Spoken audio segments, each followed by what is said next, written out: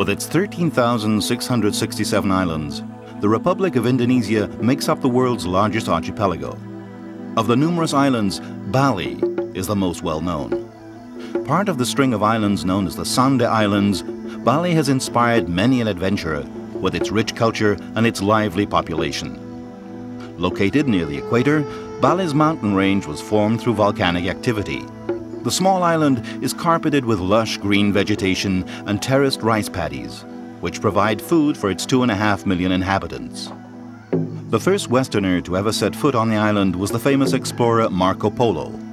Upon his return to Italy, Marco Polo referred to the island in his book About the Marvels of the World. Off what were once some of the most frequently traveled sea routes, Bali was left untouched by the ships which passed further out to sea until the spice trade became a lucrative business. It was in 1597 that the Dutch navigator Van Houtman truly discovered Bali and her people. The Dutchman would leave the island shores his ships hold full of exotic produce and goods.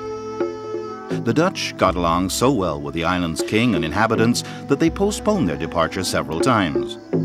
Finally, half the crew decided to return to Europe to tell others of this little paradise east of Java, where the natives lived in peaceful, artistic communities.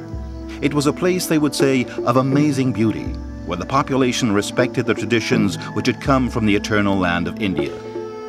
These natives seemed to know that the infinity of life came from the infinity of time, and that the life which they so dearly cherished was but a beginning, and that death was the glowing door which awaited everyone.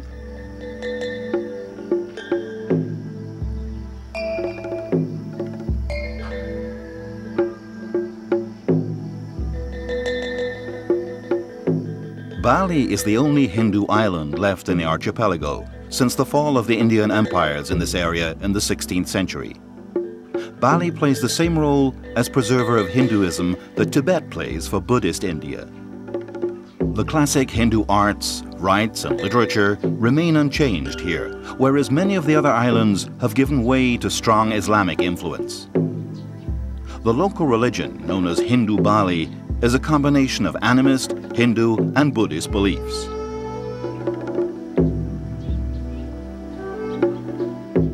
In Bali, the gods which came from India are not alone.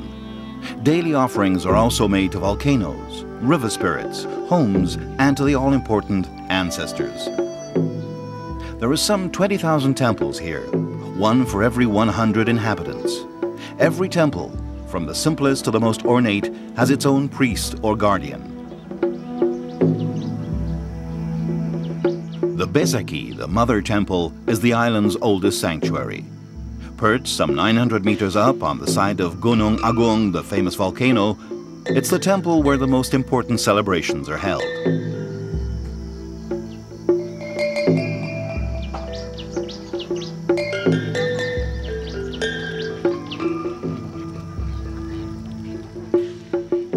One of the most striking aspects of the Balinese landscape are the terraced rice paddies, which thrive in the fertile volcanic soil.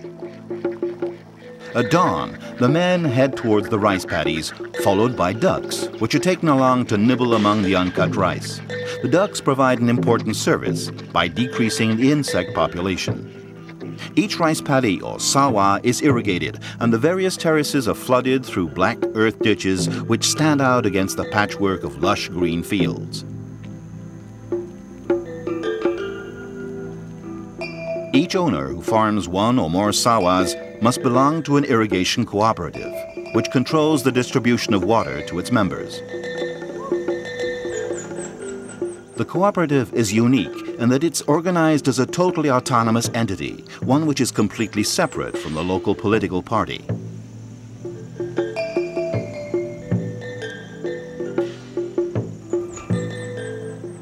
The mountain range in the north of the island stands as a barrier to passing rain-laden clouds, provoking abundant rainfall in the area. Bali doesn't produce any surplus rice,